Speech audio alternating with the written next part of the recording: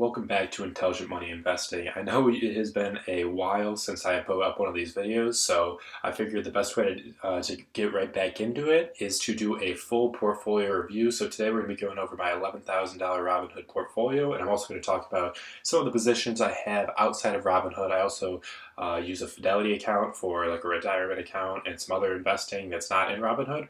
Robinhood, I've pretty much been stagnant on putting money into in the last year, but even so, you guys can see I'm doing pretty well. Especially a little bit. I'll first of all do my return compared to the S&P. Obviously, last 1 year S&P has returned 22.37%. This is SPY, but pretty much mirrors the S&P 500. And I unfortunately have 29.27%. And we'll talk a little bit about why that is, and also go over every single position that I have in the portfolio and how they're doing. So right up at the top here, I do have my ETFs, and then I go into my individual stocks further down the list. So I'm going to start with these ETFs, and the first ones I have are DIA, SPY, and QQQ. So that's going to follow the three major indexes. It's going to be the Dow, the S&P 500, and the NASDAQ. So DIA, I bought a while ago. I'm up 37% on it. Not bad at all. SPY, up 39% on that. I haven't added to my SPY position in quite a while because I've been using VOO, and that has just been a much, not much lower, but it has a lower expense ratio, and that's why I use it. I'm holding it for the long term, so I don't really have the liquidity issues that some people have concerns with VOO. I really don't own enough stock at this point for that to be a big issue for me. QQQ, I'm up 62% on that, so of the indexes, that's going to be the top one. VOO, my return's a little bit smaller on. Obviously, the total return value is higher because I have 9 shares of it, but the percent return is a little lower because I have been averaging into the position a little bit more than I have been with SPY, so I bought in SPY quite a bit lower. SPHD is a high dividend, low volatility index that I have been in pretty much since I started investing. It's a good one for beginners just because it is a monthly dividend stock and kind of gets that excitement going. I'm only up 7% on this, but I do get about that 4.2% dividend yield per year, which makes this one a little bit better. Obviously, I'm still not doing as well. I would have been doing better if I just put it in VOO or SPY, but it's kind of cool to see all of the dividends that I get every single month and kind of keep that motivation going. It's about $3 a month. Definitely not going to complain about that, and it's cool to get one of those dividend yields every month. VYM, Vanguard High Yield Dividend ETF, really low expense ratio for a dividend ETF.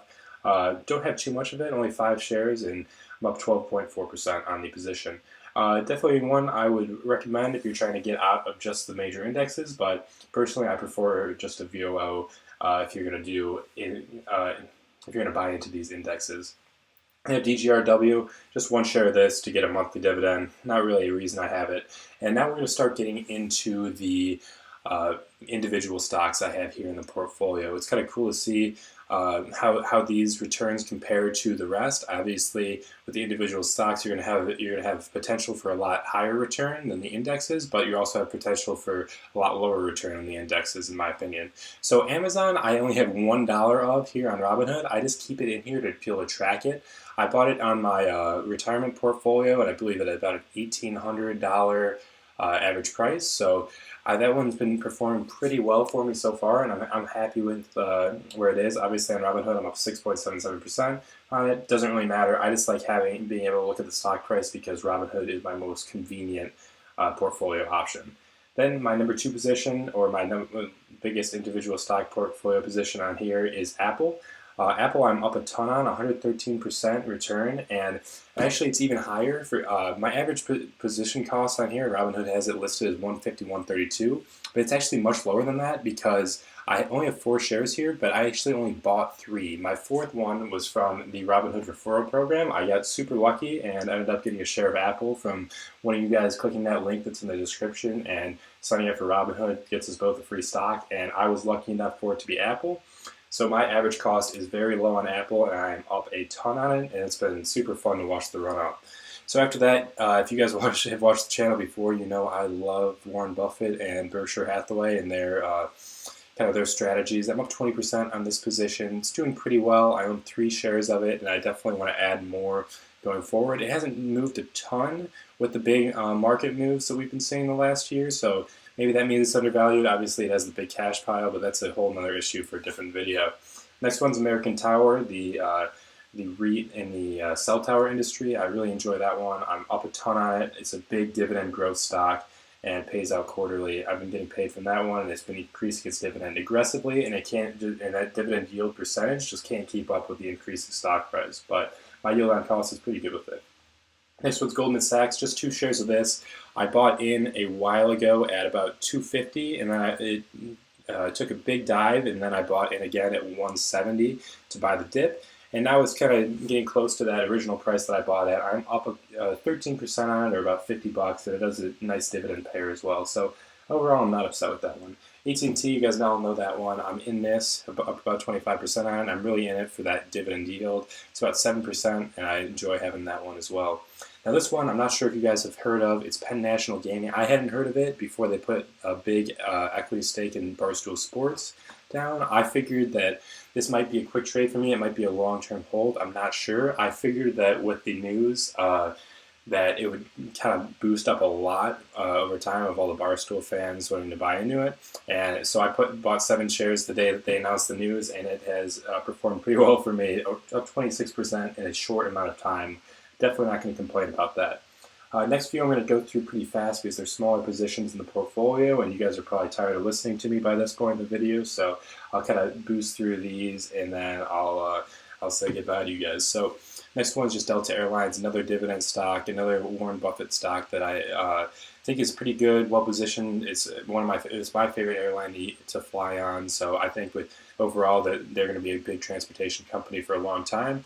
AbbVie, another big dividend stock, of 42% on this one. Microsoft, I'm up a ton on. I only have 1 share of it, unfortunately, but I'm up 161%. I believe that's the highest percentage return I have in the portfolio. SUI, Sun Communities, is a mobile home park company. It's a REIT again, so it's a good dividend deal, and it's also been going up aggressively. A lot of people have been buying into these REITs lately just because it's a safe option and it's a good income option in kind of an uncertain environment, and people are storing a lot of money there. Realty Income Delaware, it's a triple net lease REIT. I'm up 44% on this, and another monthly dividend payer. Pepsi, you guys all know Pepsi. I'm up 23% on this one, only 1 share as well, good dividend. And then lastly, I have Starbucks. Unfortunately, I sold most of my Starbucks position, but held 1 share just for fun, and I'm up 47% on this. Another good dividend payer, as you guys can see the theme here. So really what I'm going for the most part in this portfolio is a dividend growth strategy, and really that's kind of been changing overall. I do enjoy a lot of the growth stocks, but a lot of them have been seeing a lot of growth overall and maybe reaching the top of their cycle. So overall, we'll see how those goes. I would love to hear from you guys about what you think about my stock picks and everything in the comment section down below. So overall, thank you guys so much for watching. Please drop a like if you enjoyed the video, and I'll see you guys in the next one. Thanks.